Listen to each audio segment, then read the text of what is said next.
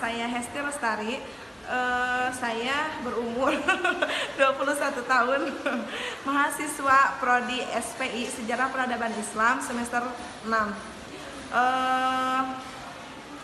Dalam semester kali ini, di semester 6 ini, saya menemukan mata kuliah sejarah lisan.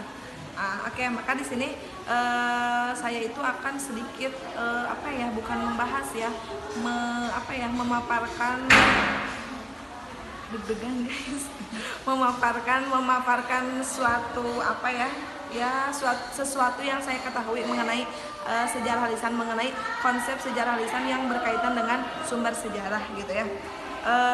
Sejarah lisan itu merupakan salah satu dari sumber sejarah gitu ya, yang dapat digunakan sebagai sejarah. Sejarah lisan dibedakan dengan tradisi lisan yang mempunyai arti yang jauh berbeda. Bila tradisi lisan itu mempunyai ciri khas, mempunyai arti cerita, yang dimana cerita rakyat yang melalui lisan dan dikembangkan secara lisan juga dan melalui lisan gitu ya, tidak terikat oleh peristiwanya itu sendiri.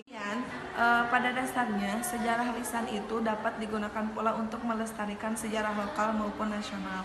Nah, sejarah lokal yang dimaksud di sini itu adalah peristiwa yang pernah terjadi pada suatu daerah tertentu dan kadangkala belum semuanya terungkap dan diketahui oleh masyarakat umum. Misalnya tentang banyaknya kuburan di sekitar jalan Pantura Cirebon yang tidak diketahui asal-usulnya, kemudian pertempuran di Kedongdong, dan masih banyak lagi yang lainnya. Kemudian sejarah lisan mempunyai banyak kegunaan. Guna yang pertama itu sejarah lisan dalam kaitannya dengan rekonstruksi sejarah. Sejarah lisan dapat berguna sebagai sumber terlengkap di antara sumber-sumber sejarah lisan lainnya. Kemudian guna sejarah lisan sebagai sumber pelengkap ini biasanya terjadi manakala sumber itu tertulis, tersedia, dan cukup memadai untuk melakukan suatu rekonstruksi dalam sejarah. Ya.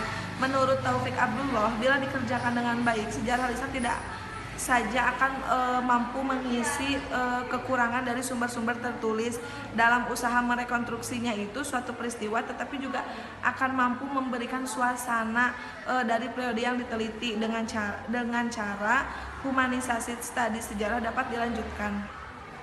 Kemudian guna yang kedua itu sejarah lisan dalam kaitannya dengan rekonstruksi sejarah. Sejarah lisan dapat menjadi sumber sejarah satu-satunya. Guna ini dapat dimainkan sejarah lisan tidak hanya manakala sumber tertulis kurang memadai, tetapi juga manakala sumber tertulis ini tidak tersedia sama sekali. Itu sebagai metode tunggal sejarah lisan juga penting jika dilakukan dengan cermat, sebab masih banyak permasalahan sejarah yang tidak tertangkap oleh dokumen-dokumen yang ada. Sejarah lisan jika dilakukan dengan menggunakan teknik wawancara yang benar, keabsahan dan keterangan-keterangan lisan pun dapat dipertanggungjawabkan. Mungkin sekian yang dapat saya sampaikan gitu ya. Mohon maaf bila ada kesalahan. Terima kasih. Assalamualaikum warahmatullahi wabarakatuh.